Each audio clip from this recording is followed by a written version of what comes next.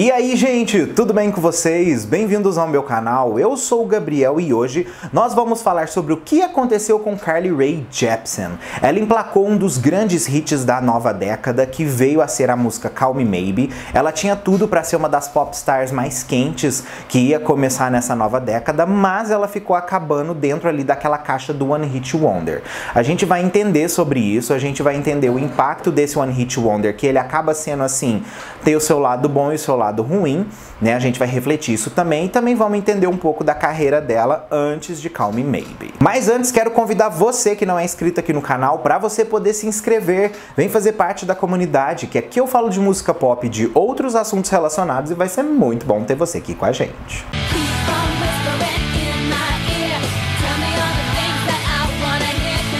Carly, quando ela acabou a graduação na escola, ela não teve uma vida muito fácil. Ela tinha vários empregos, ela dormia no sofá, escrevia suas músicas ali num violão apenas. E não somente isso, ela também fazia shows em barzinhos várias vezes por semana. Então, ela dizia que isso era um momento muito bom da vida dela, porque, tipo, ela estava se dedicando àquilo que estava fazendo bem para ela, o que é uma coisa positiva. Porém, o professor dela de teatro falou para ela se inscrever no American Idol do Canadá, que é o Canadian Idol. E exatamente foi o que ela fez, e ela acabou ficando entre os três finalistas do programa. E quando ela ficou em terceiro lugar do programa, depois que ela saiu dali, uma gravadora viu ela, curtiu o trabalho dela e resolveu assinar com ela. Essa assinatura que ela fez com essa gravadora foi fundamental para dar o primeiro passo na carreira dela, que foi o lançamento do álbum de estreia dela, que viria a ser o Tug of War, que era um álbum que difere muito do som que ela traz hoje em dia na música dela, mas é um álbum que, para a proposta depois ali do programa, foi bem funcional. O disco foi lançado e vendeu 10 mil cópias, emplacou duas músicas assim no chart mais relevante do Canadá, né, na Hot 100 do Canadá, que foi a música Bucket e também a música título do álbum, a música Tug of War. Ambas ficando em posições assim medianas no chart. Então, nesse aspecto, gente, ela começou bem ali. E no ano seguinte, para promover o Tug of War, ela entrou em turnê e ficou fazendo a turnê ali por aqueles rodeios ali. Foi exatamente nessa época que ela gravou a música Call Me Maybe durante essa turnê para lançar em um EP, que viria a ser depois ali do disco Tug of War, que tinha uma proposta mais comercial, diferente do disco, já que afinal de contas o Tug of War ele não tem nada a ver com o som que a Carly acabou entrando dentro depois que ela lançou Call Me Maybe. Mas o que fez exatamente Call Me Maybe virar um hit, né, o que fez a música viralizar, foi exatamente o cantor Justin Bieber, porque o Bieber tweetou essa música e o pessoal na época, né, 2012, o Justin Bieber tava tipo no auge da carreira dele.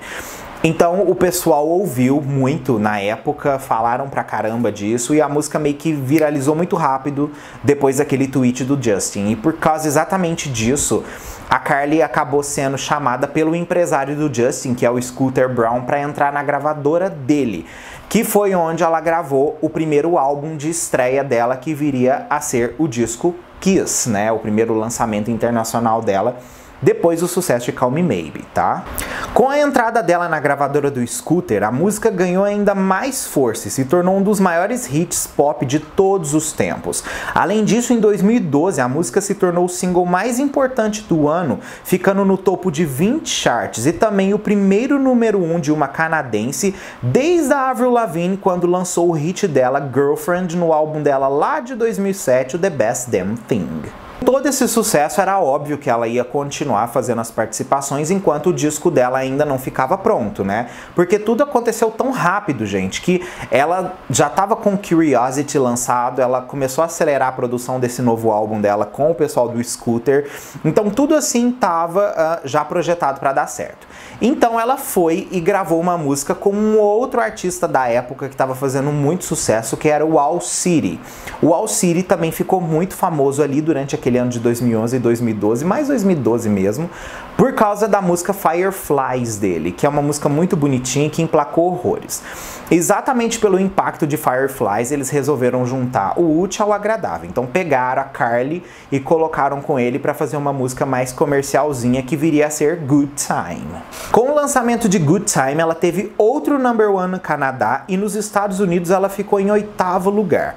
Depois exatamente desse lançamento e da divulgação, ela seguiu o cronograma de gravação para poder lançar o debut internacional dela, como eu disse, que viria a ser o disco Kiss.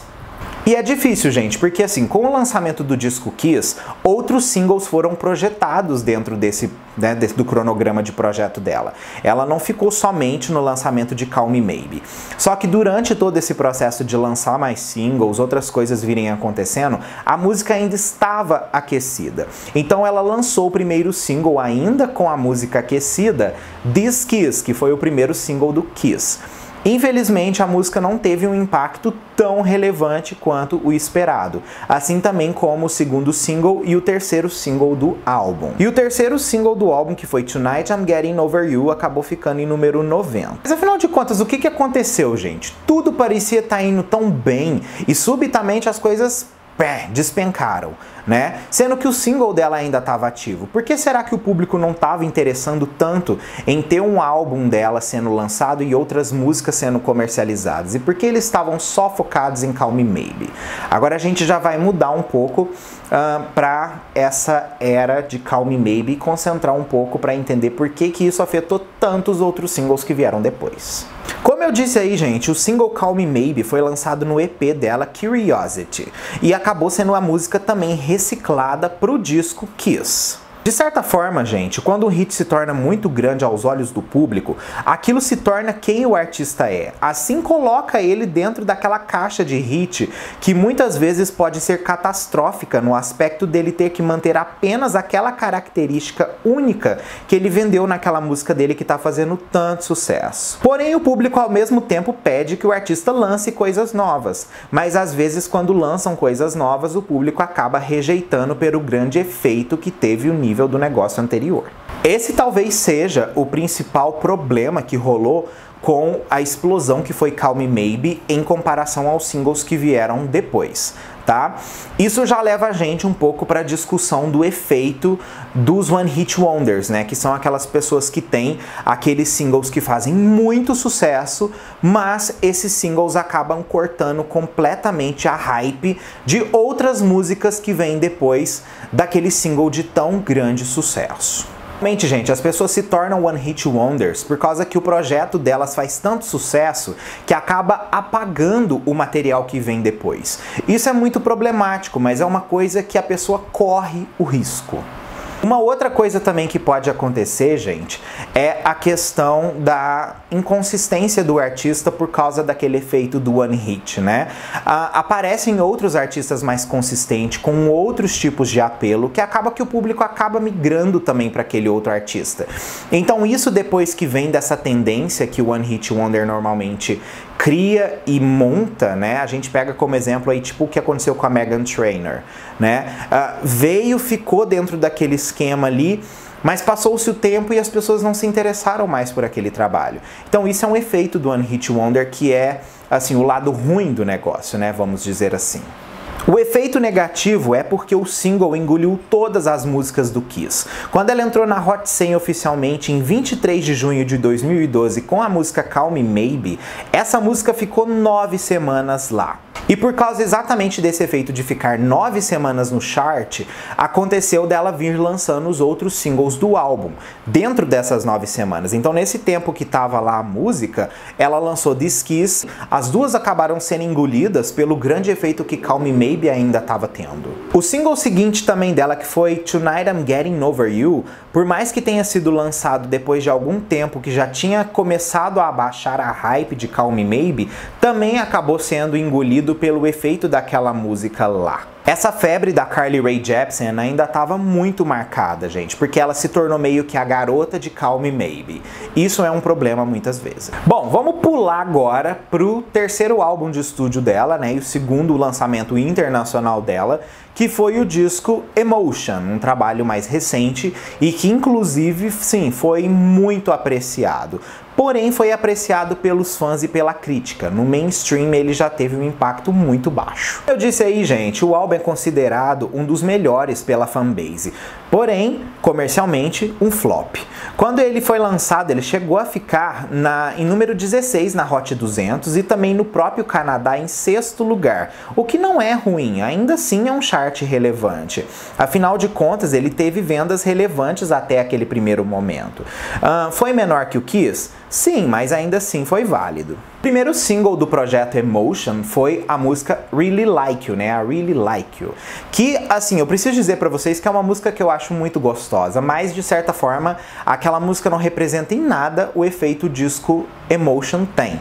Tá? Eu acho que aquela música soa muito mais como uma proposta da gravadora de querer trazer ela àquela forma de Call Me Maybe que fez sucesso, né, de volta com essa música, ignorando de certa forma toda a nova energia que ela trouxe no álbum.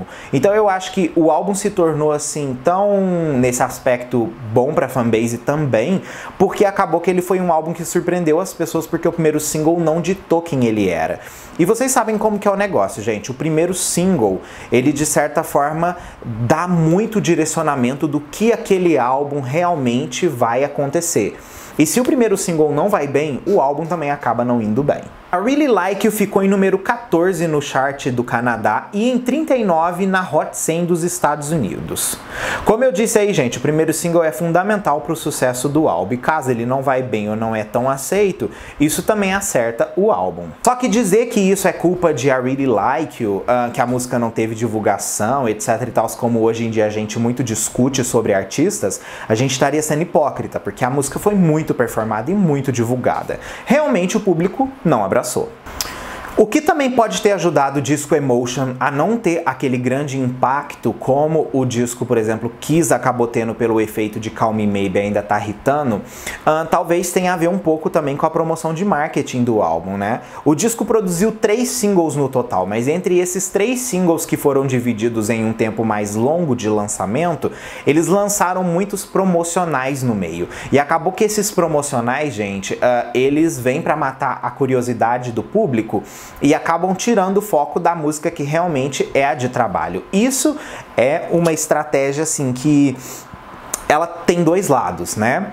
Ela pode ser muito positiva num aspecto, mas ela também pode ser muito negativa em outro aspecto. Então eu acho assim que é uma coisa que as pessoas acabam não olhando quando os artistas lançam muitos singles promocionais dentre o que eles vão lançar oficialmente como single. A tour também foi muito diferente do que eu esperado, né? Ela apostou para fazer a turnê desse álbum em locais que realmente queriam ouvir ela. Foi assim que ela aproveitou para promover em outros locais. Infelizmente, ela não visitou o Canadá com a turnê do Emotion, o que é um aspecto meio doido, porque em pensar que ela atinge os charts lá e ela não vai lá, né?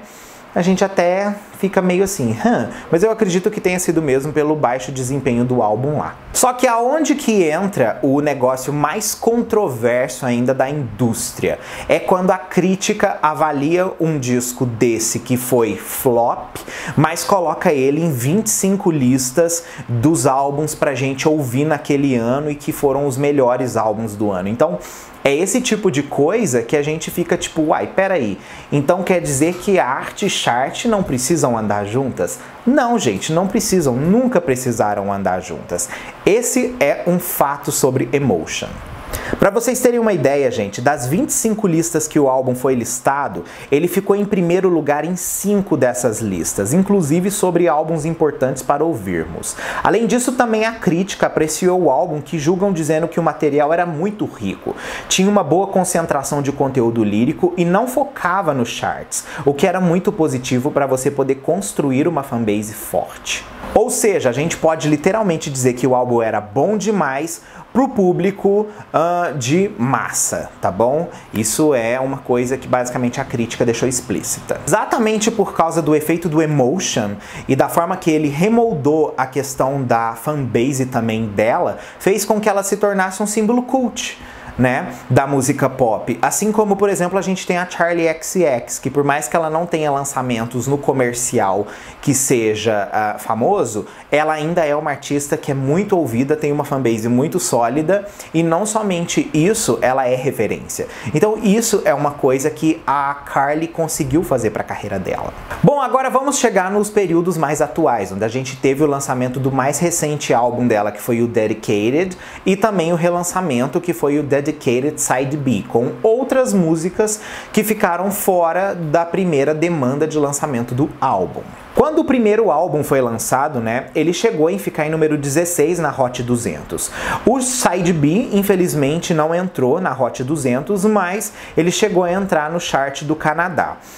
O single, inclusive, desse álbum, que é Party for One, ficou apenas em número 100 na Hot 100 do Canadá. Porém, foi muito apreciado por várias listas de melhores músicas do ano, inclusive pelo conteúdo rico e com muitas influências retrô. Assim também como o álbum, gente, que sofreu essas críticas muito positivas que falaram que ele era um disco incrível, tanto no quesito de som quanto no quesito lírico. Então era um produto que ele era muito mais do que somente um álbum pop. Ele tinha realmente um conteúdo bom dentro. E isso é uma coisa que, felizmente, a fanbase da Carly teve a chance de apreciar mais ainda com o disco Dedicated. Concluindo então, gente, a gente avalia assim, depois de toda essa narrativa que a gente fez aí, que o que aconteceu com a Carly é literalmente o efeito reverso e ruim do One Hit Wonder, em que ela foi muito colocada dentro de uma caixa que a música fez ela parecer que ela era uma artista. E ela não era somente aquela artista de Call Me Maybe, ela era muito mais. E o público enxergou ela apenas como aquilo. Isso de certa forma é ruim. Por outro lado é bom porque com os lançamentos que ela foi fazendo depois e as pessoas que ainda estavam interessadas por ela foram reeducadas e colocadas a enxergar ela de uma forma diferente, que ela consegue continuar demonstrando, fazendo produtos muito melhores do que da época que ela lançou Call Me Maybe. Se o álbum Kiss tivesse tido hits também importantes como foi, por exemplo, Call Me Maybe, ela com toda certeza teria ficado muito mais sólida e consistente dentro do mercado. Infelizmente, como eu disse, pelo rótulo do grande one hit que ela conseguiu, ela ficou dentro da caixa ali como apenas a cantora de Call Me Maybe. Mas é isso, gente, a arte segue sendo cada vez maior do que os charts e eu vou devolver pra vocês agora.